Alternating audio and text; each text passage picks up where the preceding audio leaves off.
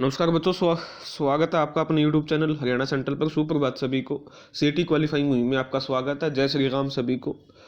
और भाई, लगातार हरियाणा सेंट्रल आपकी मांग को उठा रहा है और जैसे जैसे चुनाव नज़दीक आ रहे हैं युवाओं की धड़कनें तेज होगी। कल भी हमने ये बात की थी, लोकसभा चुनाव की घोषणा कभी भी हो सकती है, क्योंकि देखिए सबसे बड़ा जो सरकार के लिए वो था कि राम मंदिर जो हमारी धरोहर है, सांस्कृतिक धरोहर है, जो कि गुलामी में बाहर से इन्वेडर आए थे, उन्होंने उसको क्षतिग्रस्त किया। आज उसकी उनकी प्राण प्रतिष्ठा है भगवान श्री राम जी की। तो जो बड़ा कार्य था केंद्र सरकार ने वो कर दिया है पूरा। अब जो सारी की सारी तैयारी है वो आपकी कहाँ पर लगेगी? वो सारी की सारी लोकसभा चुनाव पे लगेगी। तो लोकसभा की नज़दीकी आ चुकी हैं। लोकसभा के जो चुनाव की घोषणा है वो इकट्ठी होगी और घोषणा के बाद आपकी ज्वाइनिंग नहीं दे सकते हैं, क्योंकि घोषणा के बाद आपकी आचार संहिता लग जाती है, तो उसकी आपकी क्या है, ज्वाइनिंग नहीं।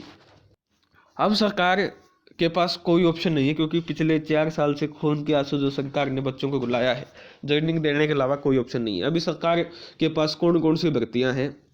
वो डी ग्रुप की है 14,000 की, हरिओम 14,000 की डी ग्रुप की है आपकी, 7500 की आपकी टीजीटी की है और 53 पोस्ट एफएसएल करनाल की हैं। ये 3 भर्तियां अभी सरकार के पास हैं जो कि सरकार पूरी कर सकती है। ठीक है, इन 3 में आपकी कितनी लगभग 22,000 ये होगी।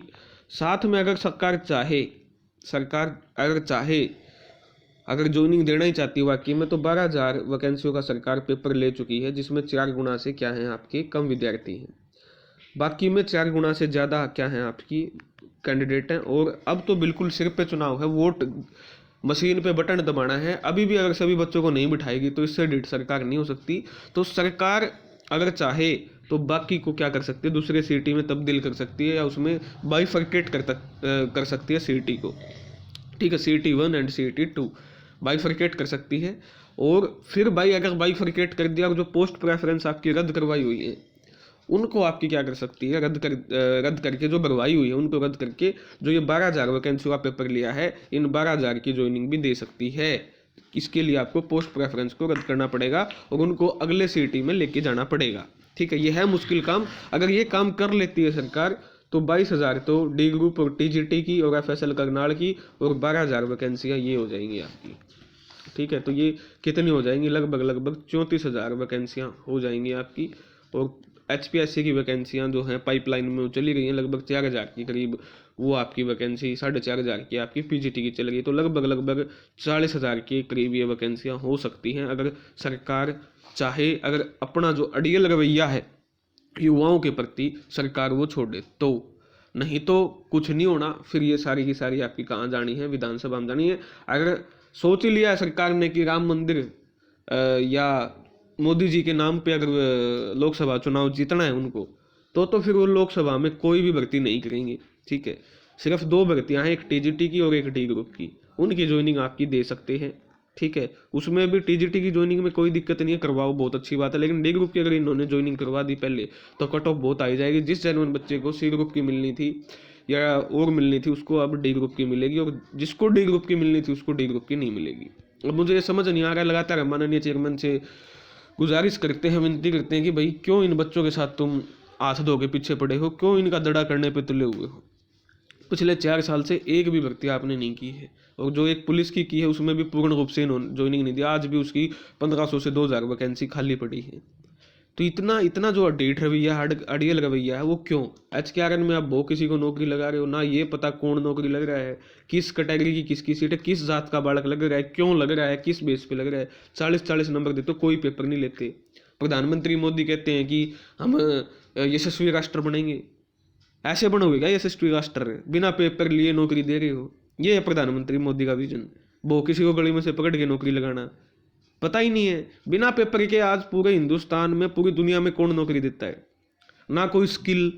एक तो भाई स्किल आती है, इसको बाल काटने आवे हैं, पेंटर है, कुछ काम करना हुआ है, कोई स्किल नहीं। बस उनको तेरा घर नौकरी को नहीं, 40 नंबर दूंगा तने, अरे नौकरी लाऊंगा। अरे उसमें दिमाग तो देख ले। जड़ आदमिया ने नौकरी लाने लग रहा है। जिसका कोई सिस्टम ही को नहीं, जिसने बेरा ही को नहीं कि अक्सर के पढ़ना है। और नू कहो है यशस्वी राष्ट्र बनेगा 40 नंबर सीधे देने लग रहे हैं। ना फार्म डाउनलोड होंदा, ना फार्म अपलोड फिल करने के बाद पुष्टि होती कि फार्म कराया है, उनको मैसेज आओगा और मैसेज आने के बाद उसका सिलेक्शन हो जाएगा, ना कोई लिस्ट आंदी। 40 नंबर दिए जा रहे हैं बिना पेपर। आज दुनिया में कौन नौकरी दे रहा है मुझे ये तो बता दो।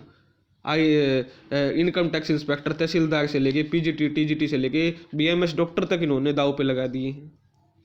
क्या कौन सा मापदंड है ये? तो ये बहुत बड़े शर्म की बात है भारतीय जनता पार्टी के लिए। या तो उनको समझ में आ गया हमको चुनाव नहीं जीतना है, ठीक है, या तो उनको समझ में आ गया कि हमको चुनाव नहीं जीतना है, ठीक है। तो चुनाव नहीं जीतना है या उनको लग गया है कि भाई हम जीतेंगे नहीं क्योंकि 10 साल की एंटी इनकम्बेंसी है, सत्ता विरोधी लहर है। तो ये बहुत बहुत बुरी हालात कर रखी है, ठीक है।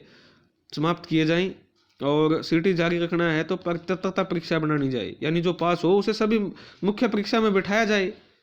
भाई आपने इतनी मतलब ये किस मतलब गाली देने का मन है, लेकिन क्या करें, किस इंसान ने, किस दो इंसानों ने ये मिलके ये युवाओं के भविष्य के साथ बोली लगाई है। आपको बच्चे छांटने थे भाई, 10 लाख फार्म आते हैं उदाहरण के तौर पे, तो 10 लाख जो फार्म आते हैं उनमें से आपने छांट लिए, 4 लाख बच गए। 4 लाख सीटी क्वालिफाई करते हैं एवरेज तौर पे, लगभग 40% का क्वालिफाई होता है। थोड़ा पेपर और मुश्किल बना दोगे, थोड़ा सा बढ़ाना है, 10-15 क्वेश्चन और मुश्किल करने हैं तो उसका और कम क्वालिफाई कर पाएंगे। आपने जो भीड़ छाटने का मुद्दा था मेन कि भाई भीड़ छट जाए, वो तो छट गई। तो समस्या क्या है? समस्या है नियत में नौकरी देना नहीं लिखा हुआ इनके, ठीक है। तो फिर भी हम तो गुजारिश करेंगे कि जल्द से जल्द हमारे जितने भी भाई बहन सीटी पास हैं, ठीक है, चाहे वो टेक्निकल के हों, चाहे वो आपके 56-57 के, 56-57 तुरंत रद्द करके जल्द से जल्द आप सभी बच्चों को एग्जाम में बैठाना चाहिए। कितना बड़ा भ्रष्टाचार किया है वो सभी के सामने है, आंखों में धूल झोंकने का काम किया सरकार ने।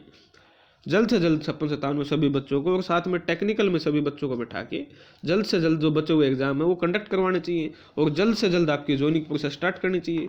मुद्दा तो एक ही है, मुद्दा तो कोई है ही नहीं।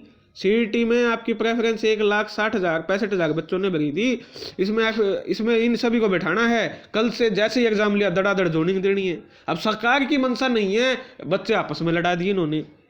हरियाणा के मास्टर तो पहले ही खत्म हो रहे हैं, खुद तो नौकरी पर लग रहे हैं, मेरे पीछे कमांड लग रहे हैं, लेकिन सरकार की दलाली या गुलामी करनी है, चाटुकारिता करनी है, उनका तो यही काम है, आपस में लड़ना है, बालक लड़ा दिया आपस में। तो माननीय चेयरमैन से गुजारिश है, माननीय चेयरमैन आप समझदार आदमी हो, आप क्या ये बुराई लेके जाओगे? एक चेयरमैन आया था 2019-24 का कार्यकाल में जिसने युवा पेपर में कौन बैठने दिए, दड़ा कर दिया युवाओं का, या बढ़ाई लेके जाओगे कि एक ऐसा चेयरमैन था सरकार के खिलाफ जाके, मुख्यमंत्री के खिलाफ जाके, मुख्यमंत्री की युवा विरोधी मानसिकता के खिलाफ जाके सभी बच्चों को एग्जाम में बिठाया।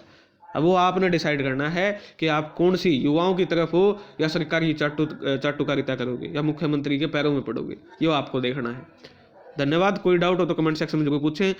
दोपहर 1 बजे 1 से 1:15 बजे के बीच में लाइव चैट शुरू हो जाएगी अपने चैनल पे, आके आराम से देख लेना, जुड़ जाना, अपने सवाल पूछ लेना। टाइम मैं डेली बताता हूँ, डेली टाइम रहेगा 1:15 से 1:15 के बीच में। ये थी आपके लिए अपडेट। धन्यवाद। जय हरियाणा, जय भारत।